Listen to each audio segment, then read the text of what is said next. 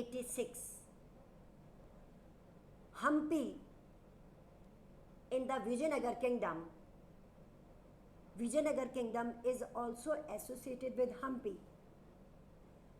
That is an old and ruined area. In 1986, the UNESCO, United Nations Educational, Scientific and Cultural Organization, a branch of United Nations, declared Hampi as the site of as a heritage of world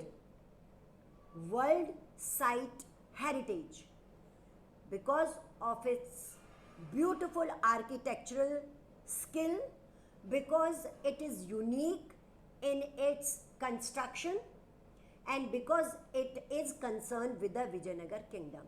Hello students, chapter 7, the imperial capital, Vijayanagar Kingdom. Imperial, you all know, that is being imperial, having colonies in different parts, imperial kingdom.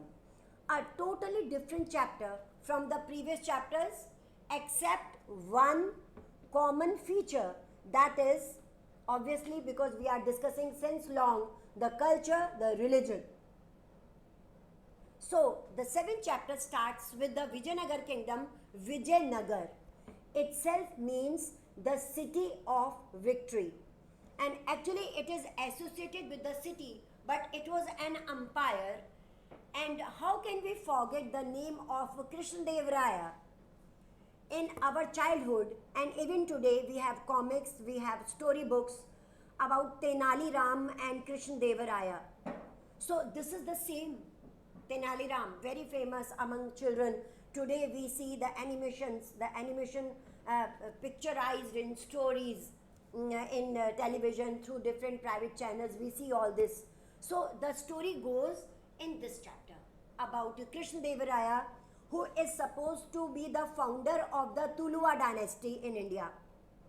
And he was a very famous ruler, a very famous king of this period. That is, the Vijayanagar Empire or kingdom was set up in 1336. And from 1336 onwards, it continued as a very flourishing empire of India. And it had two competitors, two very important competitors. The first competitor, the Sultans of Deccan, about which we have read in previous chapters also. And the second that was coming up, Odisha.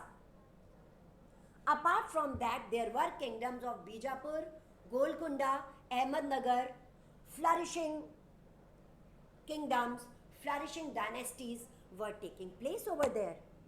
So the Vijayanagar Empire, it tends to work in overall directions. If we see architecture, if we see the economic development, particularly the agriculture, it is said that spices, cotton and precious stones, valuable stones, they were the main things of export and import in India at that time. And it was an attraction for the foreigners to us. And flourishing trade was well connected with the hinterlands and the agricultural lands. And you will be surprised to know that the agricultural lands during this period, they were covered with the forts built by the kings. Every king in the medieval period, we have seen that a number of forts have been constructed. So between the walls of the fort, first wall, second wall, third wall, there were hinterlands, there were agricultural lands, production of rice, production of different agricultural products that were in demand outside, particularly the spices that were grown. And the empire also became very famous for its water resources, because agricultural operations are directly related with the irrigation.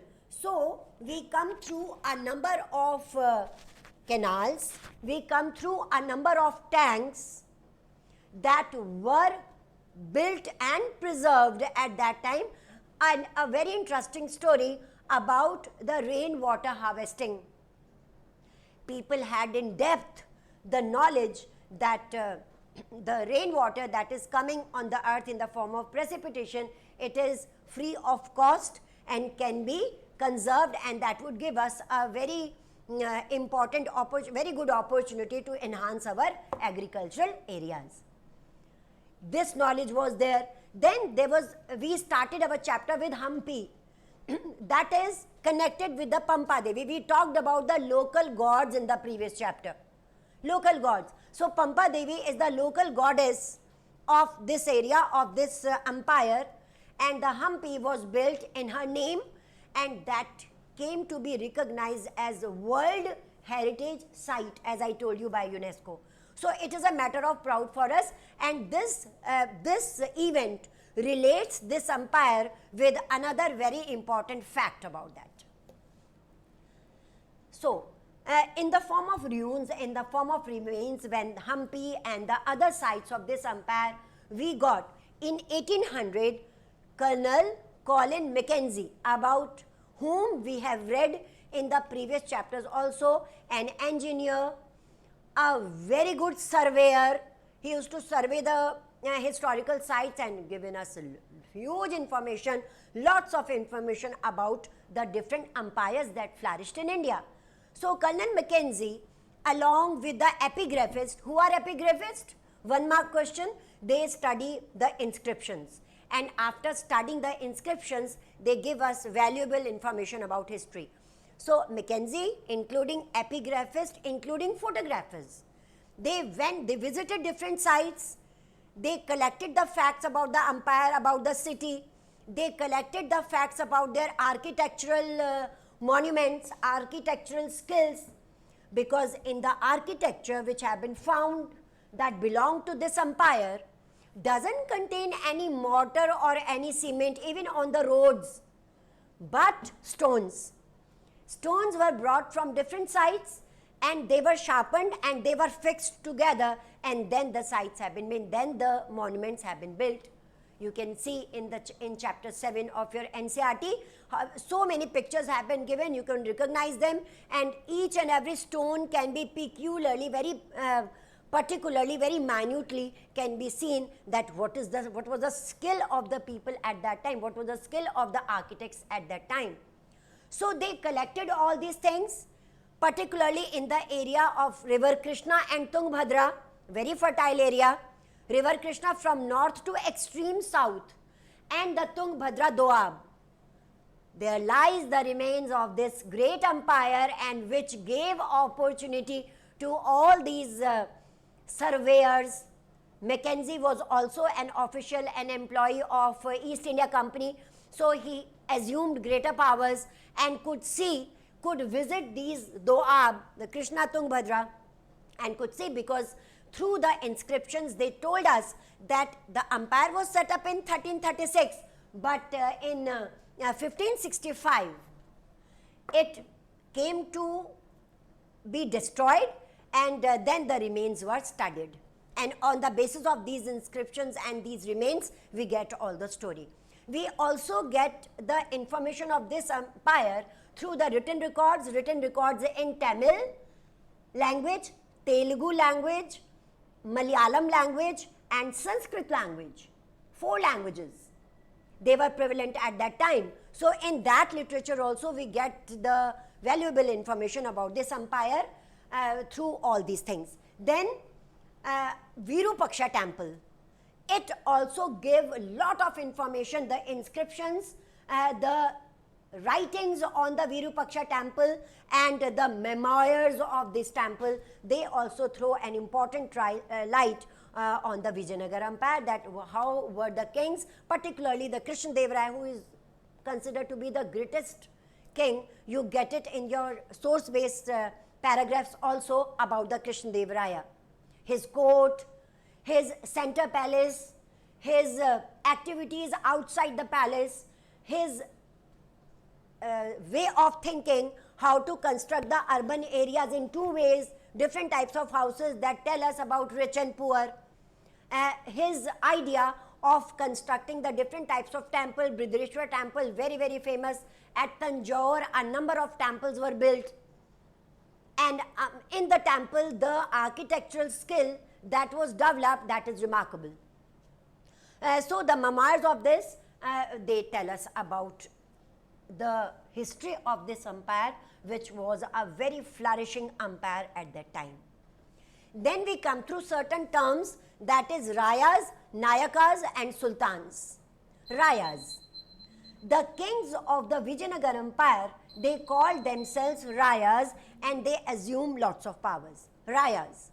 They were very fond of horses because they were dependent on the cavalry. You know what is cavalry? It is horsemen for war, for military power, horses. And it is said that horses in India were imported from Arabian states, countries, and from Central Asia. Good horses were brought. The second term we get to is Nayakas. There were Nayakas and later on there were Amra Nayakas. They assumed lot of power. They had the right to collect taxes. They used to collect taxes from the people and then they used to deposit it to the government. Rest, some of the amount of the taxes they kept with themselves. They also had their own military troops, and we will see in this chapter that after some time these Amra Nayakas or Nayakas, they became very powerful, and somewhat or the other they also were responsible for the decline of the empire because they became very powerful after some time. And then we get the reference of the Sultans of Deccan. We get the reference of the Cholas, that were Chola kings. They were very good temple builders, the Chola kings in Tamil Nadu. And then we get the reference of the Hoysala rulers in Karnataka. So Karnataka and the areas I told you, the Doab of Krishna and Tungabhadra, they played a very important role in making this empire a flourishing empire of India. And about the Brideshwara temple, we have read since our junior classes, we have read about the Brideshwara temple. The architectural skill of this temple is remarkable, and this temple still stands, and it is an attraction for the visitors even today in India. Then we come through the kings and the traders. Trade was mainly done with different essential items, and kings themselves saw the movement of traders, merchants, the export and import into the empire, and how the empire is getting the economic resources, all the resources that were required to build a huge empire. Prepare notes on this topic. We will meet again in the next lecture of the same chapter with a new energy and enthusiasm. It is a beautiful chapter which will tell us about our previous culture, about our previous kings, and it will also tell us about how the empires grow and what were the drawbacks that led to its decline. Such a wonderful empire, it was on its decline because of certain weaknesses. So till then, it's a goodbye from me.